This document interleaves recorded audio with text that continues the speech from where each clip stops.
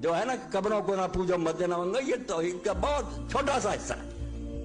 اور میں نے سید ابوبکر غزنوی رحمۃ اللہ علیہ سے سنا، وہ ماموں قانون کے جلسہ میں خطاب کر رہے، انہوں نے کہا حدیثوں تمہاری بس توحید جو ہے وہ مردوں سے متعلق، مردے مدد نہیں کرتے۔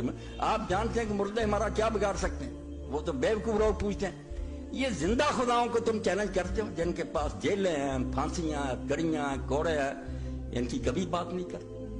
یہ توحید بالکل تم نے گم کر دی، حالانکہ پوری سورہ نساء میں اسی شرک کا بیان ہے۔ حق میں رہتا ہوا کہ کوئی انسان اپنے قانون ملک میں جاری کرنا شروع کرے، بندہ ہوتے ہوئے وہ لوگوں کو اپنے قانونوں کا پابند بنائے، یہ ہے وہ غلامی، عبدیت، جس کو ختم کرنے کے لیے نبی رسول اللہ ہے۔ یہ آیت جو میں نے پڑھی نا سورہ آل عمران کی، اس میں اللہ کہتا ہے عام لوگ تو گزار ہے، حکمران اور مولوی اور پیر، نبی تک کو حق نہیں کہ اللہ اس کو کتاب اور حکم اور نبوت دے اور وہ لوگوں کو کہے میرے بندے بن جاؤ، غلام بنا دے، نہیں بنا سکتے۔ پیغمبر کو حق نہیں کہ وہ لوگوں کو اپنا غلام بنائے، غلام صرف اللہ کے عمل، کسی کے غلام نہیں۔ تو یہ غلامی کا دور شروع ہوا، لوگوں کو لالچ کے ذریعے اور خوف کے ذریعے غلام بنا دیا۔